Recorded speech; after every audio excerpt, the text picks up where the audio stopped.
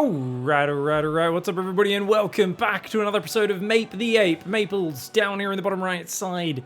A Canadian freak, a baboon, whose strategies much resemble a Protoss player, like a monkey in the zoo picking up his poo and throwing it at the onlookers. And he's in trouble, because it's the ESL Weekly $400 North American Cup number 200, and he's playing against the best Terran vs Protoss player in the world. Ask anyone out there, there's a few fanboys who still say Maru, but you look at Maru and his 0-6 in his last 6 run-ins versus MaxPax, and you look at Kewit, who I don't know if he's ever lost to MaxPax, and it's ridiculous. Kewit is unstoppable in this matchup over the last 6 months to a year. He has just been rock solid, and the thing is, his games don't always look spectacular or dominating, he just always wins. I think of like his series versus Classic at Gamers 8, where Classic actually looked great and fantastic, and there's many people who say he should have won that series, but Kewit has a lot of series like that where his opponent should have won and they just don't. He wins the base trades, he wins the close games, and he's just rock solid. He will expand, he will pressure, he will defend anything you throw at him, and that is especially scary because Maples, down here on the bottom right side, is going for a double gas opening. That's a very fast gateway. I think this may have been a 12 pylon opening. Let's chat, guys. We'll figure out from when the Cybercore finishes. If the Cybercore finishes just after a minute 50, then it is indeed a 12 pool. You're going to have a very early Zealot on the way, and you can see here already mining 2 workers on each gas, slowly building those probes, and a proxy pylon coming up. This looks like a Stargate cheese. Problem, Void Rays got massively nerfed after that whole Void Ray era where they were way too powerful, and they were dominating the meta. Other problem, I don't ever really see Kewit die to any of those sorts of builds. Like, he's so good at defending them. He's going to SCV scout as he goes to take the command center.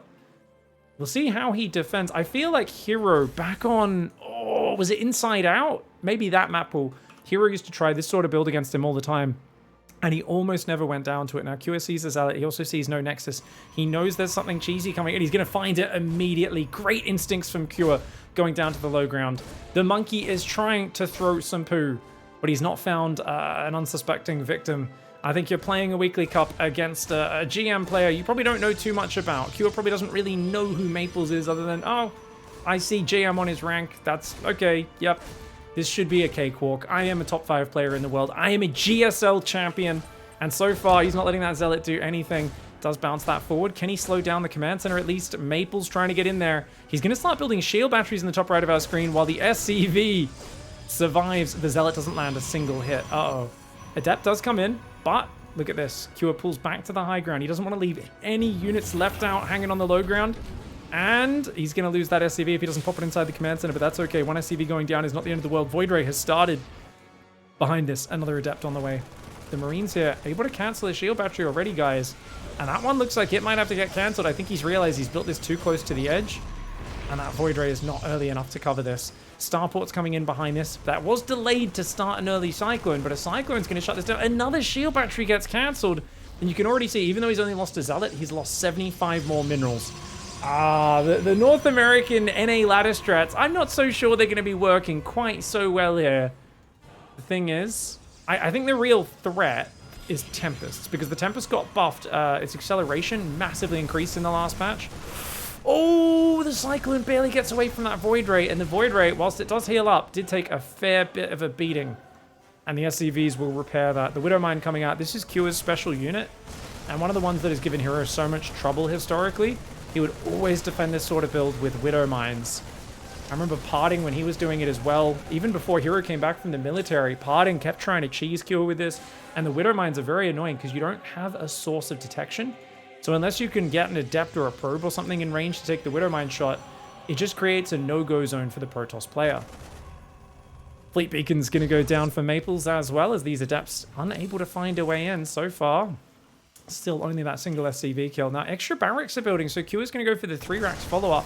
A lot of people try to go double Starport here, but I think with the new Tempest being so microable, he's probably going, yeah, we'll get a few Vikings for the Void Rays. But once Tempest come out, I want to just use a lot of Stim Bio to go around, base trade you, and then eventually come back and sandwich the Tempests whenever they're not over dead space and try to take them down. Now, Maples, he's being very cautious not to throw any units away. He does get a unit there. Oh, there's a Widowmine hiding under those SCVs. Luckily, doesn't take the shot. Pulls back just in time. And the first Tempest on the way. He's building a Forge. Maples is building a Forge on the front line, telling you this man is committed. He wants to build cannons here and just create an area where the Terran can never engage. This is dirty, man. If you start with a cannon rush to get it up, I understand. But I don't know if I've seen someone in a while do this late forge to reinforce the existing proxy. And he's even building the cannons in a very conservative location up to the top right there. Oh, he just used the shade to bait the shot out of that. Do you guys see that? He threw the shade, timed it, ran in range of the Widowmine, and as the Widowmine shot was in midair, he teleported backwards, dodging the shot, keeping the Adept alive, and revealing that Widowmine, which he now takes out with the Tempest. The Tempest doing very nicely there with its 40 damage per attack. That was a slick move. And that's the sort of North American filth that you got to watch out for. The bunker is still holding on. Lots of SCVs there ready to repair. They're not on auto repair right now. Pro gamers do not like to use auto repair because sometimes they block your other units. It's something pros do not like their units doing things they don't expect them to do. And units are very unpredictable when they have auto repair on them. They are going to keep that bunker alive for now. He just keeps manually repairing it whenever he can. Oh, you gotta watch out for the Widowmine, Maples. He does take that. I'm not sure. Was that on purpose? That looked like it was on purpose there. It looked like he was watching.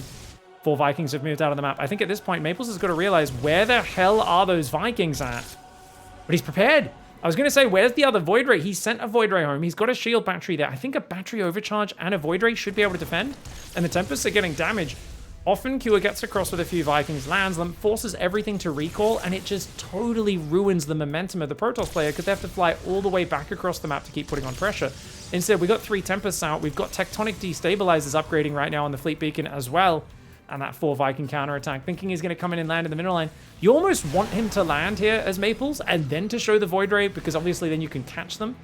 But nonetheless, does a lot of damage. Warps in a Stalker as well to support, scares him back. And the Tempests are going south right now. Oh, there's a drop trying to go south. Oh my god, he's trying to catch the Vikings on the way home. Maples knows where the Vikings are going, but he might actually end up catching the drop as a result of this. Oh my god, this game's about to turn into an absolute poop shoot. This is going to become a bit of a disaster right now. The Tempests are a bit far left, though. The Adepts do see what's going on. If they can get a full medevac, that would be huge. Oh, he doesn't target fire. Okay, the medevacs get out of there, but one of the Vikings does go down. Another shot goes down on top of those. A Stalker does catch these drops, going to do big damage to the medevacs, and they've got to be careful. You lose these Marines in there, and you're screwed. Kua right now, I thought he had this in the bag because he was taking no damage. But look at this. The damage, the units lost tab has started to stack up, even though he's got mules dropping from 2 command centers. It is 1 base versus 1 base in terms of overall mining. The Void Rays go in. It looks like they picked off maybe another SCV as well. The Void Rays have taken a fair bit of damage. The Marines looking for the counterattack. There's a few Adepts, a Stalker, and a battery available. But keep in mind, there is no battery overcharge. He doesn't have energy on his Nexus right now. Tectonic Destabilizer is about to come in. The bunker's gone down. The Viking count is growing for Kua. So he's going to try and deal with this with the Vikings. But remember, those Tempests have way better acceleration, more micro ability than they used to. And most importantly, they got 3 cannons to fall back on. They can always retreat behind those cannons. The Adepts and the Stalkers are going to try and come forward. Got to be careful, Maples. Got to stay near those batteries. Oh, he's already lost 2 Adepts. That's a lot of his firepower. Uh-oh. Uh-oh. Without battery overcharge, I think he might be dead. He might be dead. Oh, no. He needed to be more conservative with those units, and he needed to save energy for battery overcharge, but he's been chrono boosting his Tempest too much, and Kua is going to get in, and finally, even though the Viking attack was handled and this drop was intercepted initially, was it enough? Maples, though, focusing down the Vikings. He's killed 4 Vikings so far, and the Stim comes forward. He pulls back. He wants to keep picking at these units because he's out of mining now, guys. Whereas every second that goes by, Kua does have mining. Kua gets a Tempest kill, though. Every Tempest that goes down is absolutely massive. And this is now a disaster. You've lost all of your probes. You've only got 1 there. Does he have 1? He's got 1 on the other side. He's got 500 minerals. Does Maples? Technically, he could rebuild a Nexus. And he's going to rebuild it on the front. Okay, he wants to use this to both mine the minerals and to overcharge pylons. Shield battery overcharge. Tempest coming forward. How many Vikings left? There's still 6 Vikings alive. Remember, with the bonus damage, he does 100 damage a shot, or 80, sorry, to buildings. 4 times 8, that's 320 damage a volley. 1 more volley, that starport's gone. He gets it. And with no more Viking production, Kua has to just build Marines. They've got Stim, they've got combat shields. You can't chase them down the ledge. That's what the Tempests are using. They're using the terrain to their advantage. They are doing a little bit of overkill right now. Maples, dude. I love that he's made this game so close. I really did not believe. I was like, Kua scouted it immediately. He's already responding. I didn't think that this is meant to be one of the most one-sided matches. The fact that Maples is even putting him in a sweaty sort of semi-base trade scenario is amazing. I think Kua's still going to have enough. He's up 21 army supply, but cannons and batteries don't take army supply. So that number lies to us a little bit. There's 33 Marines, 2 medevacs, 6 Vikings. That's a scary amount of units. Marines coming in from the back. The Void Rays and the Tempests are there, though. And, oh, he gets rid of a medevac. Killing the medevacs is huge. No healing basically is going to screw them. Oh, that cannon not able to shoot, but the Vikings do fly in range. As the Tempests come forward, a Viking or two does get shot down, as do some Marines, but one cannon fell there. Nice move for Cure. However, all of his Marines stimmed, and remember, his starport's gone. He does not have medevacs. So every single stim he cannot come back from. He's going to have to overcharge a battery in the near future here. He does. A battery overcharge does go down. The Tempest and the Void Rays there. Marines try to focus down the battery. He's actually going to retreat into the main base of Cure, which is a very smart call. One of the Tempests does go down, but these cannons on the top right doing a massive amount of damage. Still 4 Tempests remain. The Vikings are gone. The medevacs are also gone. And these Tempests outrange those Marines with no starport and without having floated a command center out or anything. Q is actually screwed. He's screwed. Unless he can break the cannons, which with his Marines being so damaged, he can't be stimming into them. This is a huge problem for Q. He's got to kill the Nexus before Overcharge comes back on cooldown, off cooldown as well. There's just mass Marine here. Maybe double starport Viking was actually the play. Maybe he should have just gone mass Viking. I did not realize that this strategy still worked. I saw a few people on day 1 or 2 of the patch screwing around like Harston with this. I didn't actually think it was a good build. But right now we have Maples looking like he might be able to take game 1 versus Cure. He's killing a lot of Marines at SCVs right now. I love the idea of adding the Forge and the cannons, because if it wasn't for that, this position would have been broken a while ago. But Cure, he's trying to stim in and take these buildings down. He just can't get through it. He can't get through it. There's too much healing, man. There's way too much healing. The Tempests and the cannons are wrecking him. And Cure taps out, going down game 1 to the North American Baboon. GG, well played. All right, well, I'd heard this series was a fun one and that Maples had some cool builds. I did not expect Maples to actually win that game. I'm going to be honest with you all. I thought he was going to get destroyed. The finesse, it was the way his Void Rays and Tempest moved down that bottom left side of the map and tried to kind of intercept the Vikings on the way home, you know, and the fact that he had the Void Ray at home, I feel like so many players, they do this exact sort of build. The Vikings go across, they recall all their units, the Vikings fly away, and they're just way behind. But he was so ready for those counterattacks, and even the later counterattack, maybe if he had like the 2 Void Rays and fought with the battery overcharge, maybe he could have defended against the double Marine drop, but it didn't matter. He got the damage done.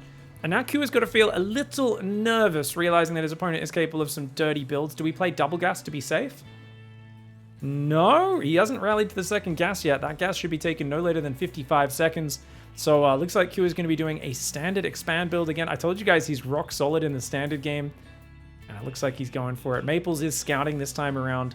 No second gas just yet. Looks like a more normal opening for Mape the Ape. Now, you can't just throw the kitchen sink at your opponent every single game, right? So strategically, if you all in your opponent, you bring out a funky, kind of weird, dirty cheese. If you do the same vein of build, right? The same kind of, I do a 12 pull, the next game I do a 1 base Ravager Rush. You know, one game I go Proxy Marine, the next game I go Proxy 2 Factory, 1 base Cyclone all in or something silly.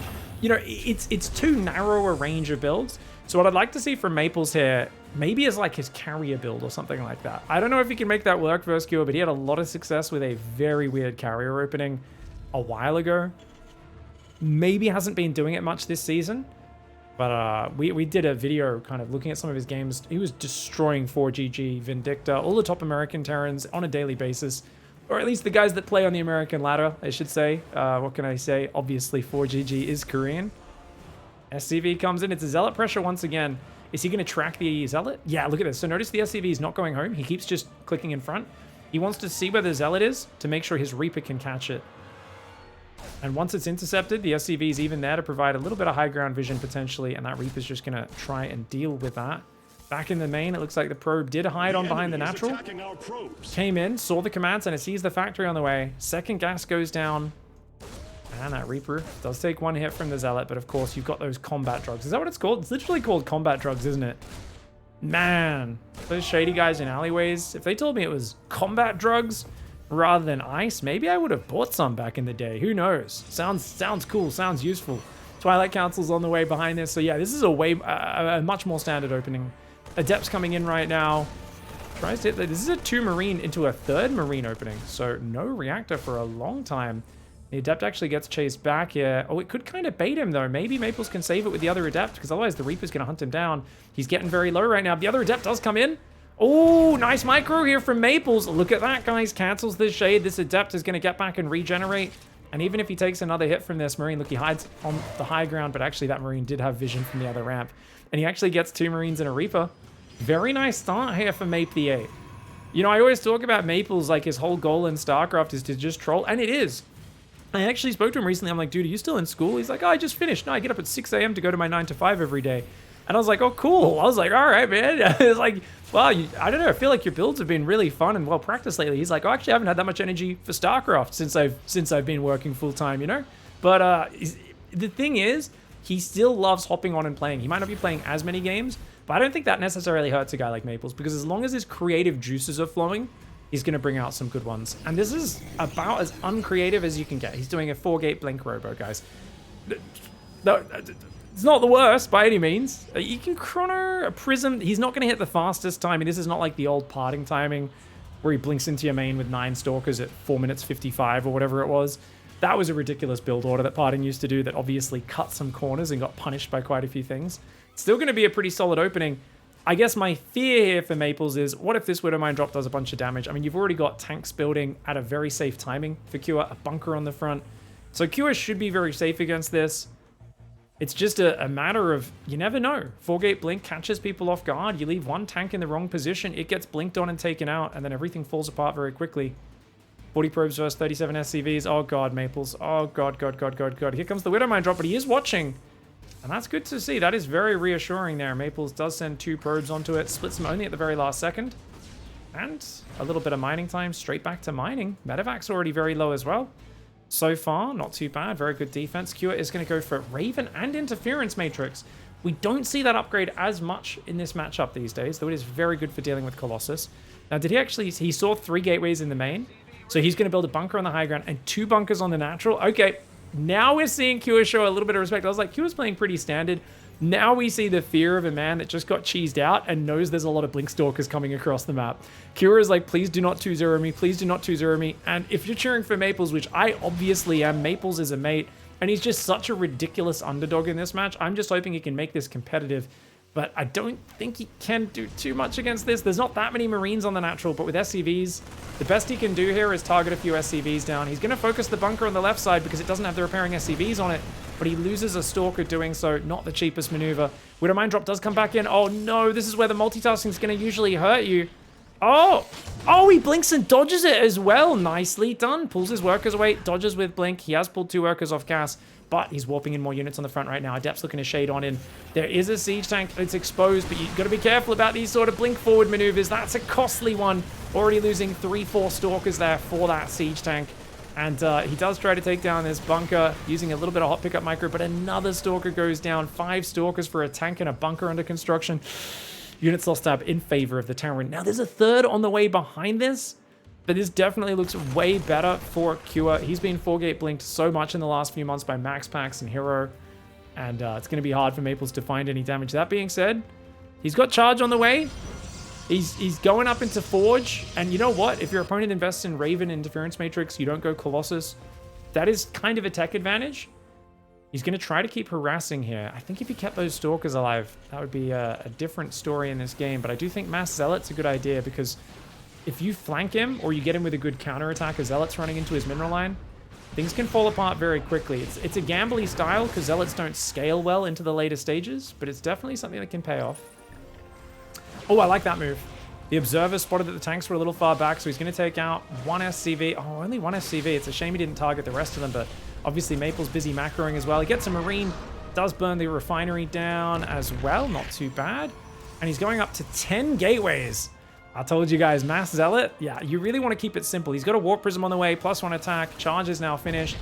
Oh, the bunkers have been sold. Maples has got to be careful right now. Oh god, he lost his Prism! He lost his Prism that was in the back, guys! It had 4 Stalkers inside it. When he attacked here with those Stalkers, he must have F2'd or something, or accidentally clicked it in. Maybe he told it to unload. I'll have to check in the replay at the end of this game. But he clicked that Prism in and lost the full Prism. If he had 4 more Stalkers and a Warp Prism right now, this would be a different game. But he's having to spend 250 minerals rebuilding that. He's only on 5 Stalkers. He should be on 9. His Zealot count's growing pretty well, but against 21 Marines, 8 Marauders, and not to mention the threat of the anti-armor missile, You got to be really, really careful as Maples in this scenario. He's going to grab a Marine kill. He's going to keep trying to scout where is this army coming from, and he does take out a Cyclone, but he loses a Stalker in the process. And with so little anti-air, he's in trouble. War Prism is going to go into the main. He's got Zealots going off for a bit of a backstab, but it feels like Cure is already in a nasty position down here. Cure sees that he doesn't have the high ground wall off, decides against it, and says, okay, let's just push forward. And I think he realizes, hey, my army's just bigger than that. That's not that many units. These Zealots do come home to help defend.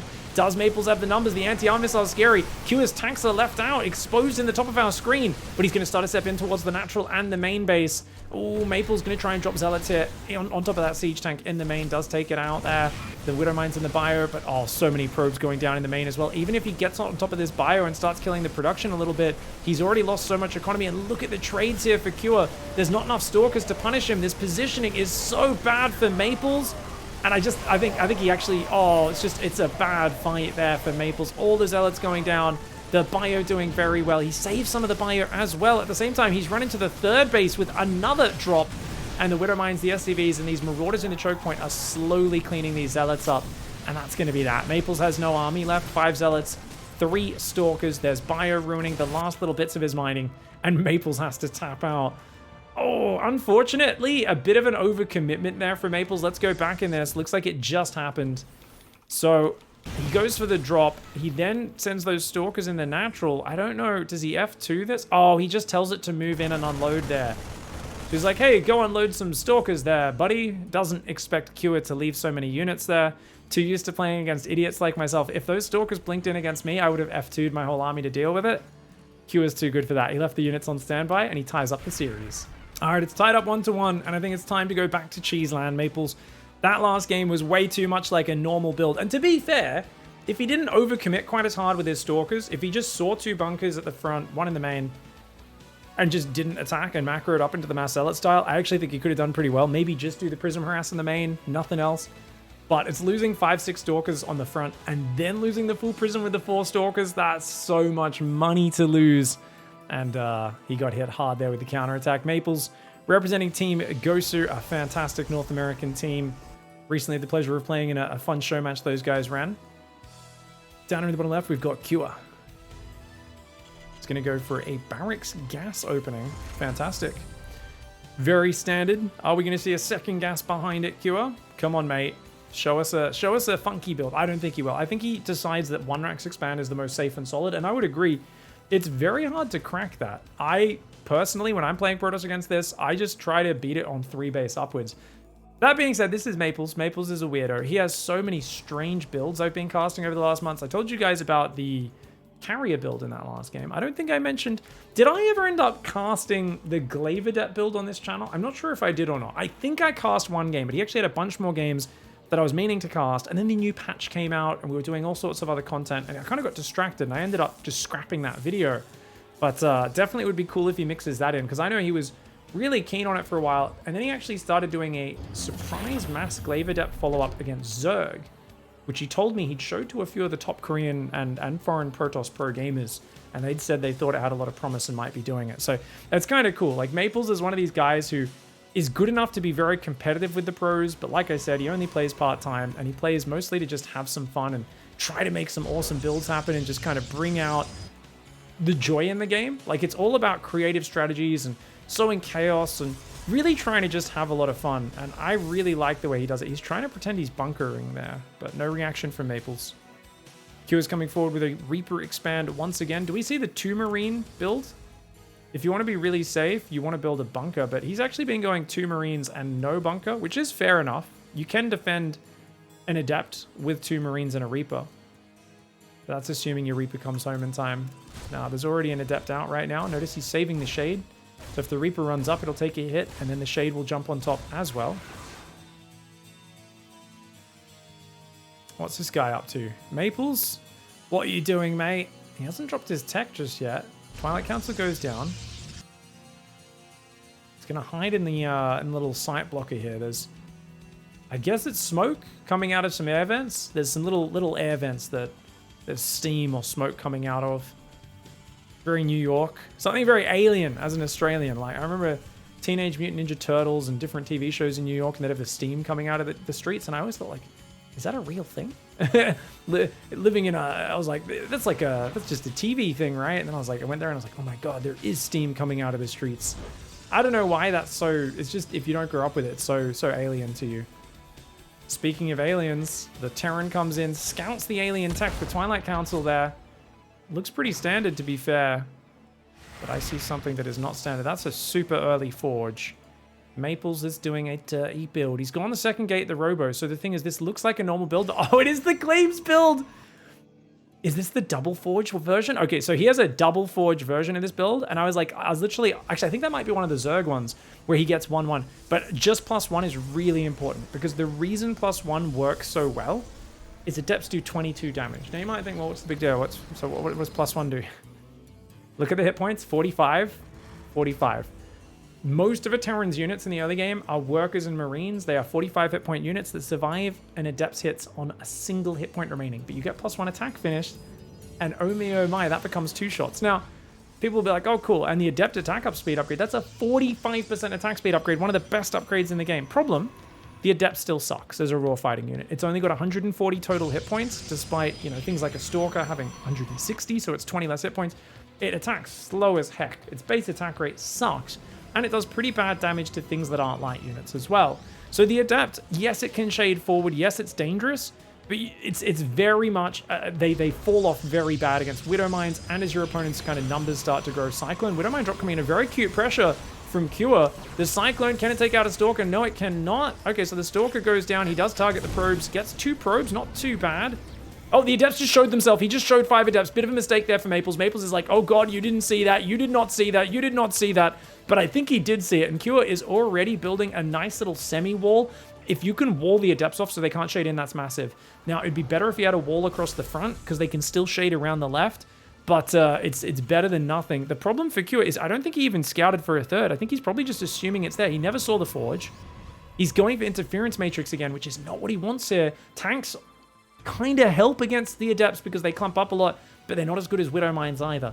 Stim's on the way. There are Marines building, 3rd barracks on the way. You really want a critical mass of Marines and Marauders. Marauders up front, Marines behind it. And you got to be really careful about friendly fire when those Adepts jump on top.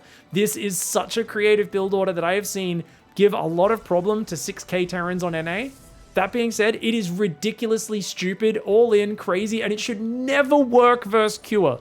There is it's no, I've seen Haas try builds like this and it never works versus the top Koreans. Let's see if Maplez is genius enough to make it work. He starts with a little bit of a harass in the main base and I think he's realizing right now, oh crap, that wall is giving me problems. The Raven kills his Observer as well. He's going to have 16 Adepts. It is a 6-gate +1 Glaive Adept timing. They are now doing 24 damage a hit first light. They will be able to 2-shot SCVs and Marines, but the bunker, the tank, these are problems. Notice Cure, though, very wisely keeping his Marines on the high ground. He puts down an auto turret preemptively. The tank goes down. The bunker taking massive damage. There's another tank up there, but it's actually kind of blocking these Marines from getting in firing range. Big damage going down on the Adepts, but 5 SCVs and a siege tank have gone down, and they're getting ready for another shade. Oh my God, this could be massive. Oh my God, is he going to go for it? He cancels at the last second. The SCVs, you could see, pulling preemptively. Dude, if he can kill those Marines, this is massive because Combat Shields just started. Stim is ready, but those Marines are so fragile. They will die so easily. Oh, Cure with the clutch emergency wall off. I love that move for Cure. He goes in though. Maplez doesn't care. He says, I will shade right on top, man. Throwing shade at the best TVP player in the world right now. He is shading on top. He's going absolutely ham. Maplez is floating a lot of money behind this. He needs a ton of damage right now because these units will fall off as the game goes on. He's thinking about shading further up, but he doesn't end up doing it. He dodges the Widow Mine with the Warp Prism pickup.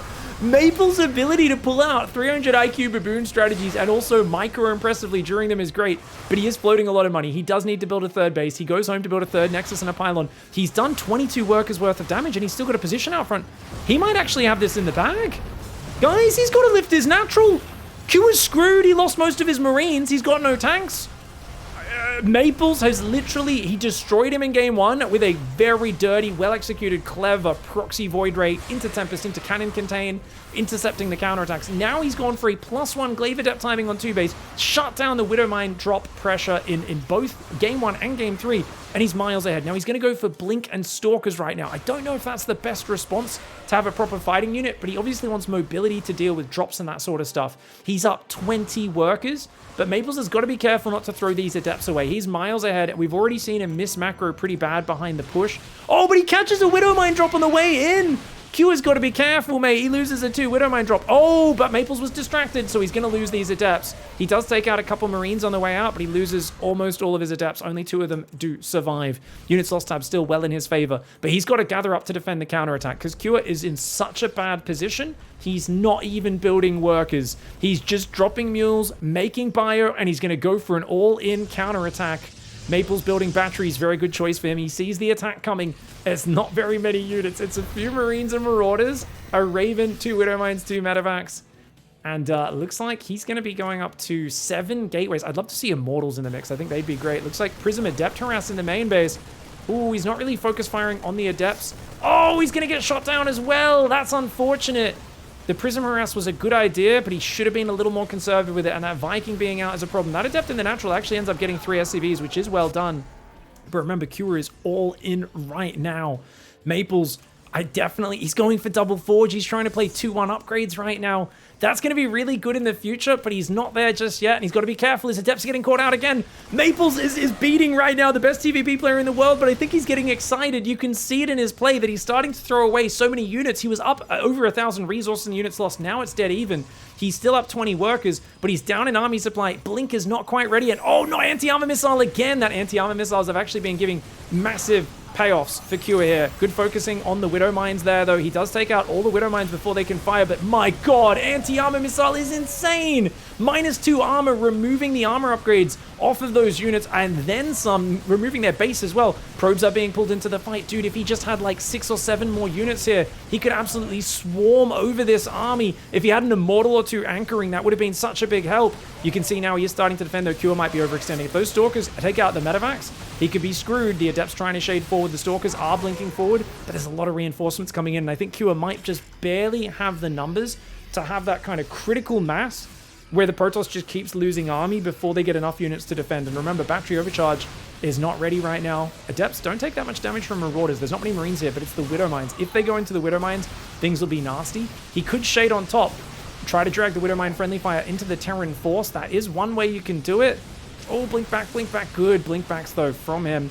The stimming is running out. The Medevac's low on hit points. 36 workers behind this. Starting a 3rd command center. Q is realizing he might not be able to kill Maples here. He may have to play a longer game, but he's doing enough damage, and Maples is stuck after losing those workers on just 45 workers. Maples trying to hang on right now. He does take out a Medevac. I'd love to see him focus this other Medevac as well. Cure is out of healing right now. These Stalkers are very fragile units. They have 1-1 upgrades versus just +1. +2 almost finished for Maples, but not quite yet. The Marauder's incredibly low on the hit points. Gets another Marauder, but he loses a Stalker or 2 for it. Maples has got to be careful. Battery overcharge comes in. The back and forth micro, intense. Dude, what a game. It's such a shame that Maples lost all those Adepts here, plus the Adept drop, and then stumbled some Adepts into the army as well.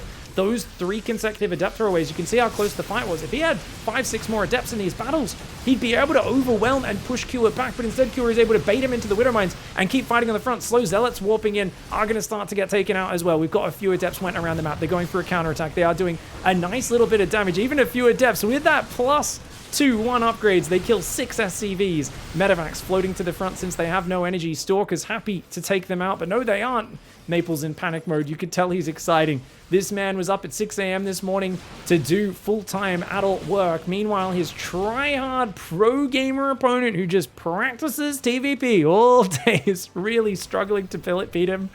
But it does look like it's enough of an advantage. Even though he's down 7 workers, Kira has a 3rd up now. He's also building a turret.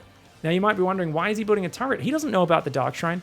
Yes, he does. Now, you might, well, how does he know, Pig? This must be some, we're going to learn some 300 IQ scouting. Okay, so if your opponent goes for Proxy Stargate Cheese game 1, game 3, they go for a 2-base, super all-in, committed, like, +1 glaive adept timing, you're playing what we call a dirty boy. And if your opponent is a dirty boy or a dirty girl, if there's somebody who likes a bit of a mud wrestle, then you can almost always count on a few things. If you're a Protoss player, you're barely hanging on against a big Roach Ravager Ling all-in, there's always going to be mutas behind it.